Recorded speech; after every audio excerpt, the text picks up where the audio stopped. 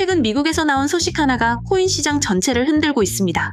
바로 미국판 퇴직연금이라 불리는 401k의 암호화폐 투자를 허용했다는 소식입니다. 이것은 단순히 새로운 투자처가 하나 늘었다는 의미가 아닙니다. 제도권의 거대한 자금이 코인 시장으로 들어올 수 있는 공식적인 통로가 열렸다는 신호탄입니다. 오늘 영상에서는 이 사건이 왜 중요하며 앞으로 시장에 어떤 변화를 가져올 수 있을지 하나씩 짚어보겠습니다. 결론부터 말씀드리면 장기적인 관점에서 시장의 체질을 바꿀 만한 큰 변화의 시작일 수 있습니다.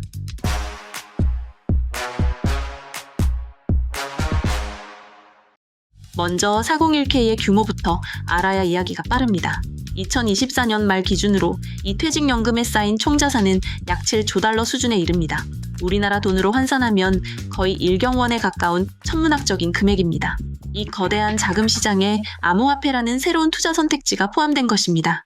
여기서 오해가 없어야 할 점은 이번 조치가 비트코인만 콕 집어서 허용한 것은 아닙니다. 정확히는 부동산, 사모펀드와 같은 대체 자산 전반에 대한 투자를 허용하면서 암호화폐가 함께 포함된 구조입니다. 그렇다면 401k가 무엇인지 간단히 짚고 넘어가겠습니다. 이는 미국의 대표적인 확정 기여형, 즉 DC형 퇴직연금 제도입니다. 근로자가 자신의 연봉 중 일부를 투자하면 회사도 일정 비율을 함께 보태주는 방식입니다. 우리나라 국민연금처럼 의무 가입은 아니지만 많은 미국 직장인들이 자발적으로 가입해 자신의 노후를 준비하는 핵심적인 금융상품입니다. 중요한 점은 근로자 스스로가 자신의 퇴직금을 어떤 자산에 투자할지 직접 결정한다는 것입니다. 바로 이 지점 때문에 이번 조치가 중요합니다. 미국에서는 이 401k를 통해 이른바 연금 백만장자가 된 사람들이 상당히 많습니다. 어떻게 가능했을까요? 바로 복리의 마법 덕분입니다. 지난 수십 년간 꾸준히 성장해온 미국 주식시장에 퇴직연금 자금이 계속 유입되었기 때문입니다. 통계에 따르면 401k의 연평균 수익률은 약 8에서 9% 수준에 달합니다. 매년 8%의 수익이 복리로 쌓인다고 생각해 보십시오. 처음에는 미미해 보이지만 10년, 20년이 지나면 자산이 기하급수적으로 불어나는 효과가 나타납니다. 월 60만 원 정도만 꾸준히 넣어도 은퇴 시점에는 10억 원에 가까운 목돈을 만들 수 있다는 계산이 나오는 이유입니다. 이런 성공 사례의 배경에는 미국 증시의 장기적인 우상향이 있었습니다. 401k 투자 자산 비중을 보면 미국 주식이 거의 절반을 차지합니다. 매년 수천억 달러의 자금이 연금을 통해 증시로 흘러들어가 주가를 밀어올리고 늘어난 자산 가치를 보고 더 많은 사람들이 연금에 가입하는 선순환 구조가 만들어진 것입니다.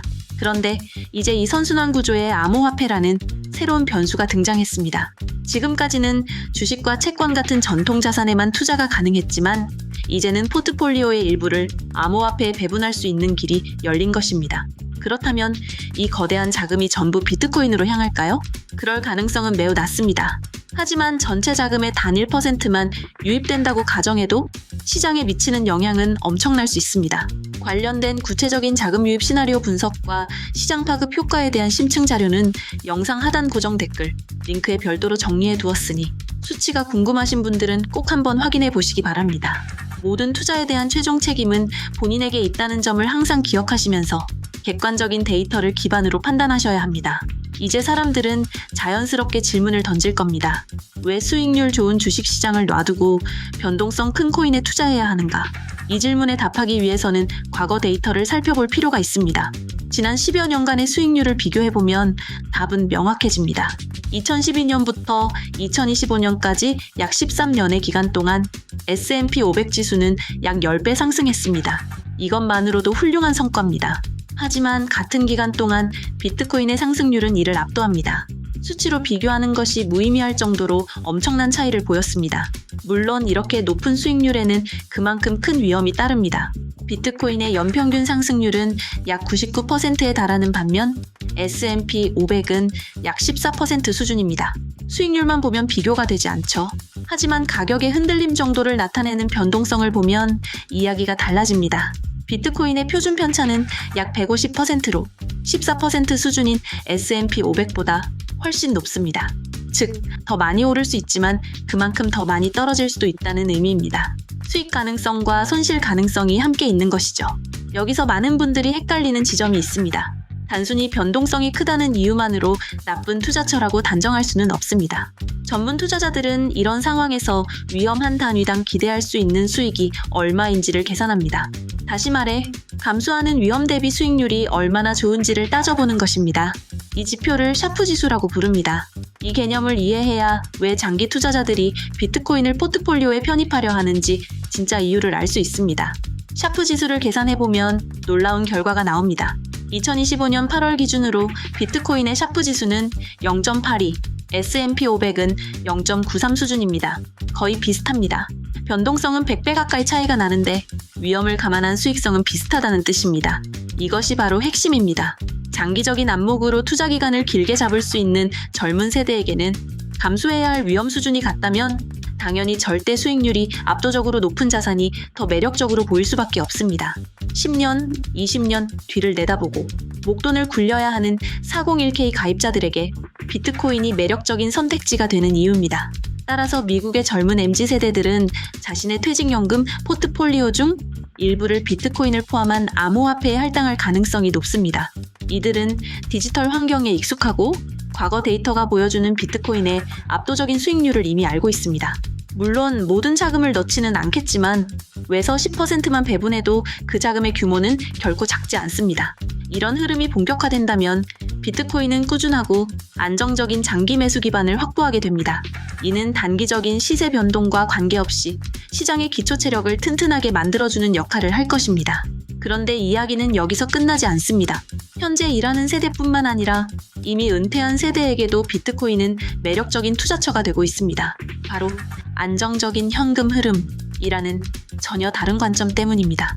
은퇴 세대에게 가장 중요한 것은 자산 증식 속도보다는 매달 따박따박 들어오는 생활비입니다. 은퇴 자금을 활용한 현금 흐름 창출 전략은 종류가 매우 다양합니다. 대표적인 자산들의 장단점을 비교한 표를 고정 댓글에 추가해 두었으니 노후 준비에 관심 있는 분들은 참고하시면 도움이 될 겁니다. 일반적으로 은퇴자들은 그동안 모아온 목돈을 안전한 자산으로 옮겨 이자나 배당, 월세 수입을 통해 현금 흐름을 만듭니다. 가장 대표적인 것이 국채 같은 채권에 투자하거나 상가나 오피스텔 같은 수익형 부동산을 매입하는 것입니다. 하지만 최근 상황을 보면 이 전통적인 방법들에도 문제가 생겼습니다. 채권 이자율은 기껏해야 연세서 5% 수준에 머물고 있습니다. 부동산은 가격이 너무 올라서 매입 장벽이 높아졌고 세입자를 구하고 관리하는 일도 번거롭습니다. 월세 수익률도 예전만큼 높지 않은 경우가 많습니다. 바로 이 시장의 비효율을 파고든 것이 비트코인을 대량으로 보유한 기업들입니다. 대표적인 예가 마이크로스트래티지라는 회사입니다. 이 회사는 보유한 비트코인을 활용해 영구 우선주라는 특별한 금융상품을 만들어 시장에 내놓았습니다. 어려운 설명은 빼고 핵심만 말씀드리겠습니다. 이 우선주에 투자하는 사람들에게 연구에서 10%에 달하는 높은 배당금을 지급하겠다고 약속한 것입니다. 채권 이자의 거의 2배에 달하는 수치이니 안정적인 현금 수입이 필요한 은퇴자들에게는 굉장히 매력적인 조건입니다. 물론 이런 질문이 나올 수 있습니다. 배당을 많이 줘도 주식 가격 자체가 비트코인처럼 크게 흔들리면 위험하지 않은가? 이 점을 해결하기 위해 마이크로스트래티지는 특정 우선주 상품의 경우 주식 가격을 $100에 최대한 고정시키는 방식을 사용합니다.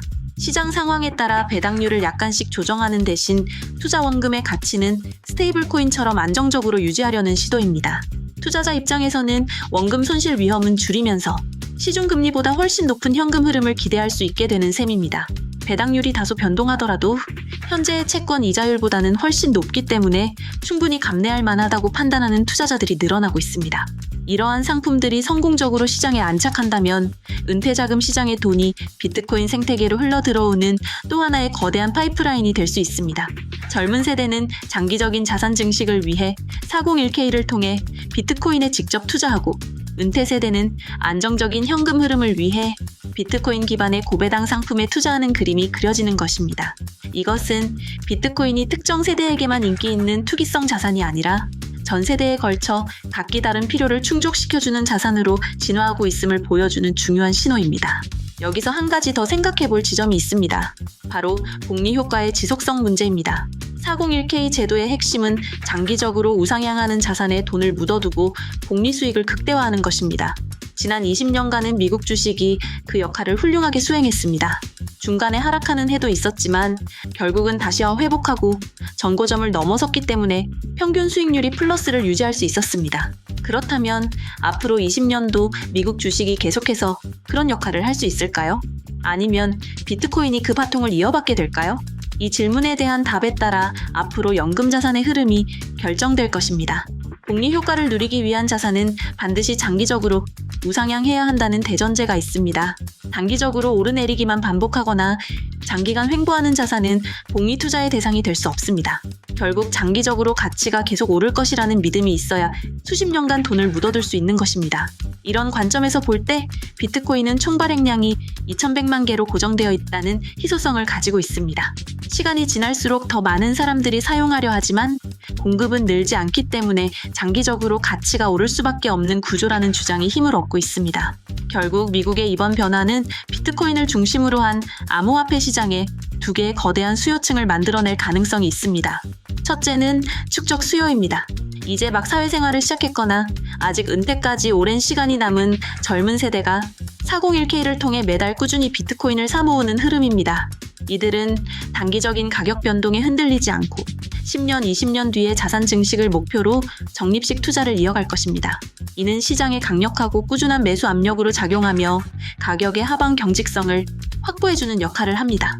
둘째는 현금 흐름 수요입니다. 이미 은퇴한 세대가 안정적인 노후 생활을 위해 비트코인 기반의 고배당, 고이자 상품에 투자하는 흐름입니다. 이들은 비트코인 자체의 가격 상승보다는 그것을 이용해 만들어내는 안정적인 현금 흐름에 더 큰 관심을 둡니다. 이들의 자금이 비트코인 생태계로 유입되면 비트코인을 활용한 다양한 금융상품이 더욱 발전하는 기반이 됩니다. 젊은 세대는 비트코인을 사서 모으고 은퇴 세대는 비트코인 기반 상품에서 나오는 현금을 쓰는 이 두 가지 수요가 맞물려 돌아가기 시작하면 시장은 이전과는 완전히 다른 국면으로 접어들 수 있습니다. 미국의 이런 변화는 결국 시간 차이를 두고 우리나라에도 영향을 미칠 가능성이 높습니다. 지금 당장 우리 퇴직연금으로 코인에 투자할 수는 없지만 가장 먼저 확인하고 준비해야 할 일이 있습니다. 바로 본인의 퇴직연금이 어떤 형태로 운용되고 있는지 점검하는 것입니다. 본인의 퇴직연금이 어디에 어떻게 투자되고 있는지 확인하는 방법과 DC형으로 전환 시 고려해야 할 점들을 마지막으로 고정 댓글에 정리해 두었으니 내 돈을 방치하고 계셨던 분들은 이번 기회에 꼭 점검해 보시길 바랍니다. 우리나라 퇴직연금은 대부분 DB형, 즉 확정급여형으로 묶여있는 경우가 많습니다. 회사가 알아서 운용하고 퇴직 시 정해진 금액을 주는 방식입니다. 편하지만 대부분 은행 예금 수준의 낮은 수익률에 머물러 있습니다. 물가 상승률을 고려하면 사실상 자산 가치가 줄어드는 셈입니다. 반면 DC형, 즉 확정 기여형으로 전환하면 내가 직접 운용 주체가 되어 펀드 등 다양한 상품에 투자할 수 있습니다. 당장은 암호화폐 투자가 불가능하더라도 최소한의 인플레이션 방어를 위해 그리고 내 자산에 대한 통제권을 갖기 위해 DC형으로 전환을 적극적으로 고려해볼 필요가 있습니다.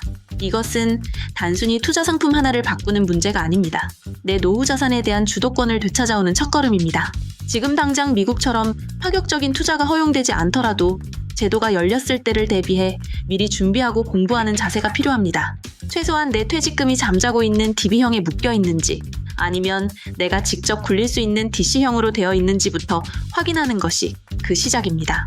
미래에 더 많은 투자 기회가 열렸을 때 준비된 사람만이 그 기회를 잡을 수 있습니다. 내 자산에 대한 꾸준한 관심과 공부가 가장 중요한 투자입니다.